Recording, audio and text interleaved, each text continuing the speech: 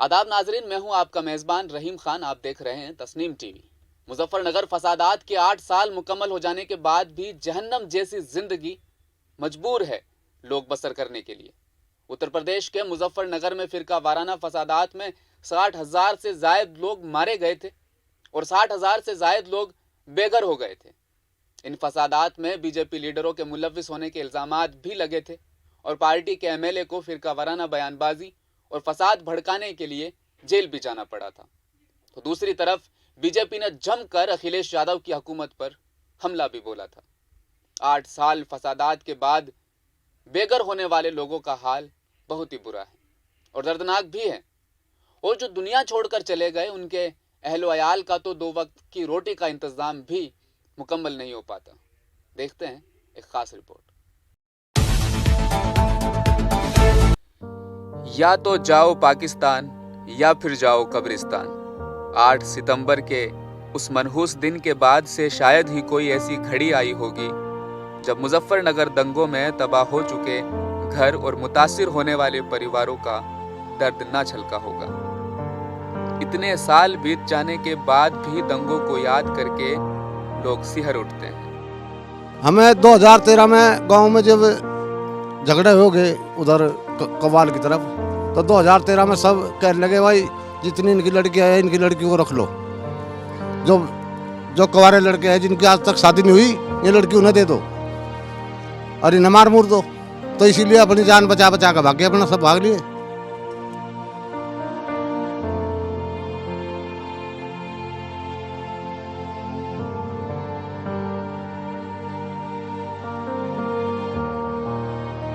दंगे की आग में शामिल होने वाले ये गांव लाख, लिसाड़, बहावाड़ी और कव्वाल, यहाँ के मकामी लोग और खंडर बने मकान आज भी उस खौफनाक मंजर की गवाही दे रहे हैं। कुछ तो टूटे फूटे मकान में ही रहने लगे और कुछ छोड़कर चले गए, लेकिन दिल आज भी उनका यहीं से जुड़ा है।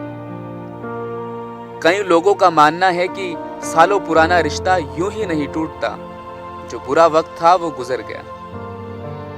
जो लोग रह गए हैं वो किसी भी कीमत पर यहाँ सिर्फ जिंदा रहना चाहते हैं। अब चाहे लकड़ी तोड़कर लाए और वो बिक जाए तो घर पर शाम के खाने का इंतजाम हो जाए, लेकिन मुजफ्फरनगर नहीं छूटेगा। 5 घरों को 250 परिवारों में 5 घरों को सिलेंडर मिले हुए यहाँ, और जबकि कागज खरीदते खरीदते एक आदमी का 200, 250, 300 रुपए कर रहे। तो क्या करें हम बोल के, क्या करें किसी को फरियाद करके? बस भूखे हैं तो भूखे मरेंगे, सिक्के हैं तो सिक्के मर जाएंगे। गवर्नमेंट अपना काम करे। गवर्नमेंट को हमारे से तो सिर्फ बैंक बैलेंस चाहिए, वोट बैलेंस दे दो बस छुट्टी। खाली वोट के लिए है हम पैदा हुए। बात अगर तालीम की करें तो खस्ता हालत में दिखाई देने वाले तलबा जाहिर कर ही रहे हैं कि तालीम के एतबार से कितनी खस्ता हालत इनकी होंगी। रोजगार के बारे में जब पूछा तो कहने लगे बस गुजारा हो जाता है। मुस्कुरा के गुजारा हो जाने की बात कहने वाले ये नौजवान इनके चेहरे जाहिर कर देते हैं इनके दर्द की दास्तान। मुजफ्फरनगर दंगों में 60 मर्डर के अलावा कई असमत दरी के वाकयात भी हुए थे। कुछ मर्द अपनी मर्दानगी जाहिर करना चाहते थे तो उन्हें सबसे गंदी तरकीब ही सूझी। मामलात तो कहीं हुए, लेकिन सिर्फ 7 की ही शिकायतें दर्ज की गई और ये 7 खवातीन मुस्लिम। और आज इन 7 मामलों में सिर्फ आफरीन का ही एक मामला है जो कोर्ट में चल रहा है, लेकिन आफरीन भी कहती हुई दिखाई देती है कि ये केस किसी भी लाइन जाता हुआ नहीं दिख रहा, लेकिन मैं आखिरी दम तक इंसाफ के लिए लड़ना चाहूंगी। बहुत लोग ऐसा बोलते हैं कि पैसे के लिए करा है। इन औरतों ने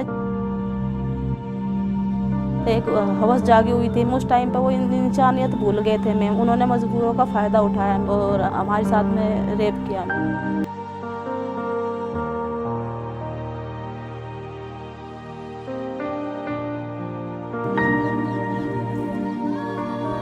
अगर जो तुम्हारे खिलाफ बोल कर जब जज के दौरान बयान दिए मैं, अगर जो तुमने बयान दिए ना तेरे बच्चे को मार दूंगी।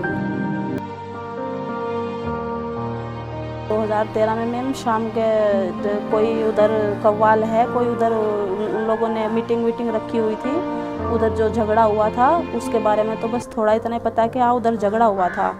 लेकिन उधर से जो लोग शाम को आए जाट लोग, उन लोगों ने आके बोला कि क्या जो यहाँ पे जो भी मुसलमान हैं सबको मार लो, काट लो। मेरे बेटे को तो बहुत तेज़ बुखार था, मेरे बेटे को तो मेरे हस्बैंड शामली लेके चले गए थे, सुबह मैं अकेली थी घर पे, मेरा छोटा बेटा और मैं थी। मैम रास्ता भटक गई और मैम क्या कहते हैं 2-3 लोग आए और मुझे उन लोगों ने दबोच लिया आगे। मैम चलती थक गई थी मैम मैं, और मेरा बेटा भी रो रहा था बहुत ज़्यादा, कह रहे जो कुछ हम करेंगे क्या कहते हैं मैं वो करने दीजिएगा।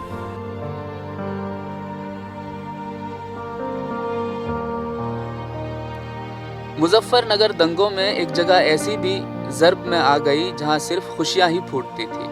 लोग एक दूसरे को गले लगाकर मुबारकबाद का तोहफा पेश करते थे, लेकिन वो भी खाकस्तर हो गई। ईदगाह पहले जो दंगा से पहले जो हमारी ईद थी वो इससे प्यारी थी हमारी, क्योंकि हम पूरा परिवार एक जगह थे। आज हमारे बच्चे पिछड़े, कोई कहे तो हमें देर मिलेंगे। अब कैसे ईद मनाओगे? हमारी ईद बन गया, हमारा कुछ नहीं। आज बाप बर्बाद हुए पड़ेगा, बच्चे हमारे छेदने को पड़ेगा, क्या करें हम? कोई सुनने नहीं आता, प्रधान मान लो अब तक मैं देख दी रहे। अपने गाँव में मनाते वो ईद में यहाँ मजा नहीं है।